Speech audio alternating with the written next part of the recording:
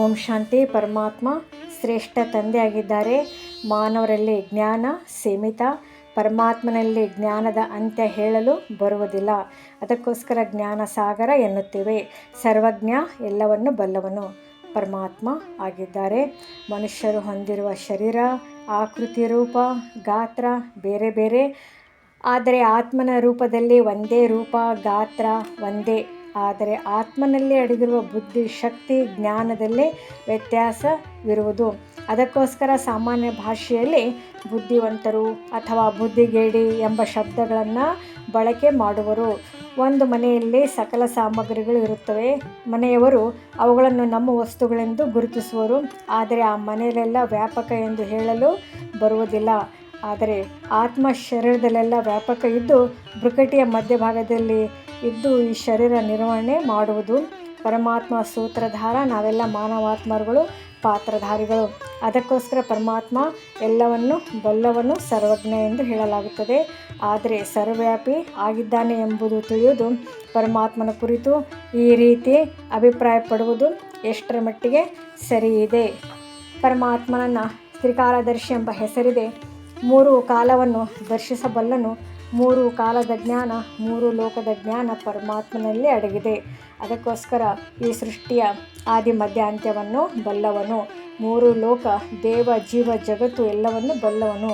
ಯಾವುದೇ ವಸ್ತುವಿರಲಿ, ವ್ಯಕ್ತಿಯಾಗಿರ್ಬೋದು, ಅವರಲ್ಲಿ 3 ಕಾಲದ ಜ್ಞಾನ ಅಡಕ ಆಗಿಲ್ಲ. ವಸ್ತು ವಿನಾಶಿ, ಮನುಷ್ಯರು ಅಲ್ಪಜ್ಞರು ಆಗಿದ್ದಾರೆ.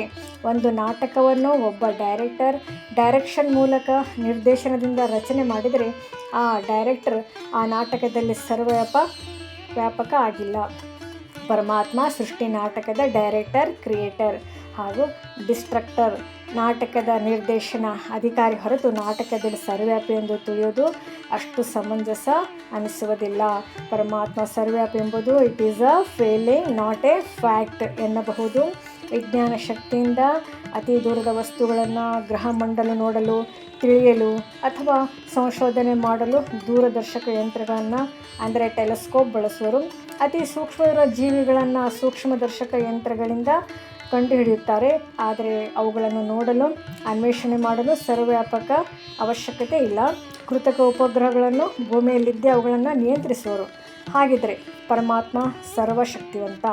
ಪರಂಧಾಮದಲ್ಲಿದ್ದು ಈ ಜಗತ್ತನ್ನು ನಿಯಂತ್ರಿಸಬಲ್ಲನು. ಆತ್ಮನಲ್ಲಿ ಶುದ್ಧ ಹಾಗೂ ಅಶುದ್ಧ ಸಂಸ್ಕಾರವು ತುಂಬಿರುತ್ತದೆ. ಶುದ್ಧ ಸಂಕಲ್ಪಗಳಿಂದ ಸುಕರ್ಮ ಆಗುವುದು ಹಾಗೂ ಅಶುದ್ಧತೆಯಿಂದ ವಿಕರ್ಮಗಳಾಗುತ್ತವೆ. ಆದರೆ ಪರಮಾತ್ಮ ಕಲ್ಯಾಣಕಾರಿ ಸರ್ವವ್ಯಾಪಿಯಾಗಿದ್ದರೆ ವಿಕರ್ಮಗಳು ಹೇಗೆ ಮನುಷ್ಯರು ಮಾಡಲು ಸಾಧ್ಯ ಆಗುತ್ತದೆ? ಮಾನವರಲ್ಲಿ ಆಗಲಿ ಪ್ರಕೃತಿಯಲ್ಲಿ ಆಗಲಿ ಪರಮಾತ್ಮ ಇರಲು ಸಾಧ್ಯವಿಲ್ಲ. ಪರಮಾತ್ಮ ಸರ್ವವ್ಯಾಪಿ ಆಗಿಲ್ಲ. ಯಾವಾಗ ಒಬ್ಬ ಮಾನವ ಜೀವಂತ ಇದ್ದಾಗ ಶರೀರ ಚೈತನ್ಯವಾಗಿರುವುದು, ಸತ್ತ ಬಳಿಕ ಆ ದೇಹದಲ್ಲಿ ಚೈತನ್ಯತೆ ನಶಿಸಿ ಹೋಗುತ್ತದೆ, ಜಡತ್ವವನ್ನು ಹೊಂದುವುದು. ಪರಮಾತ್ಮ ಇದ್ದದ್ದೇ ಆದರೆ ಶವದಲ್ಲಿಯೂ ಸಹ ಚೈತನ್ಯತೆ ಕಾಣಿಸಬೇಕಾಗಿತ್ತು. ಪರಮಾತ್ಮ ಅವತಾರಗೈಯುವನು. ವರಾಹ ಅವತಾರ, ಆ ಅವತಾರ, ಈ ಅವತಾರ ಅನೇಕ ಬಗೆಯಲ್ಲಿ ವರ್ಣಿಸಿದ್ದಾರೆ. ಯಾರಿಗಾದರೂ ನೀವು ಹಂದಿ, ನೀವು ನಾಯಿ, ನೀವು ಕತ್ತೆ ಅಂತ ಹೇಳಿದರೆ ಅವರಿಗೆ ಸಿಟ್ಟು ಬರುವುದು, ಅಪಮಾನ ಆಗುವುದು. ಹಾಗಾದರೆ ಪರಮಾತ್ಮನು ಎಲ್ಲೆಡೆ ಇದ್ದಿದ್ದೇ ಆದರೆ ಪ್ರಾಣಿ ಮೃಗಗಳ ವ್ಯಾಪಕ ಆಗಿದ್ದರೆ ಅಪಮಾನದ ಫೀಲಿಂಗ್ ಬರುವುದು ಯಾಕೆ? ಕಣಕಣದಲ್ಲಿ ಪರಮಾತ್ಮ ಇದ್ದರೆ ಕಸ ಧೂಳಿನಲ್ಲಿ ಮಾನವನು ಕುಳಿತುಕೊಳ್ಳಲು ಅಸಹ್ಯ ಪಡುವನು. ಕಲ್ಲು ಮುಳ್ಳಲ್ಲಿ, ಗಾಳಿಯಲ್ಲಿ, ನೀರಲ್ಲಿ ಪರಮಾತ್ಮ ಇದ್ದಾನೆ ಎಂದು ತಿಳಿಯುವುದು ಪರಮಾತ್ಮನ ಶ್ರೇಷ್ಠತೆಗೆ ಧಕ್ಕೆ ಉಂಟಾದಂತೆ. ಪರಮಾತ್ಮ ಸರ್ವಶ್ರೇಷ್ಠ, ಸರ್ವೋಚ್ಚ. ಅಣುರೇಣು ತೃಣಕಾಷ್ಟದಲ್ಲಿ ಪರಮಾತ್ಮನು ಎಂದು ತಿಳಿಯೋದು ಸರಿಯೋ ತಪ್ಪೋ ಎಂದು ಪರಿಗಣಿಸಿರಿ.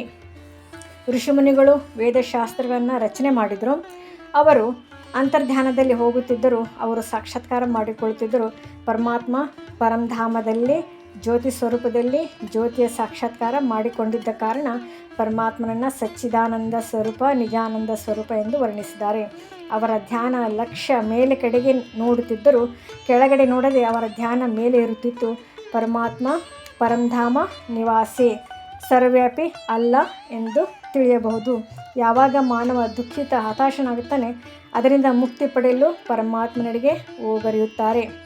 ಹಾಗಾದರೆ ಪರಮಾತ್ಮ ಪ್ರಾಪಂಚಿಕ ಜೀವನದಲ್ಲಿ ಬಂಧನದಲ್ಲಿ ಪರಮಾತ್ಮ ಬರೋದಿಲ್ಲ. ಅದಕ್ಕೋಸ್ಕರ ಪರಮಾತ್ಮ ಹೇಗೆ ಬಂಧನದಲ್ಲಿ ಬರಲು ಸಾಧ್ಯ?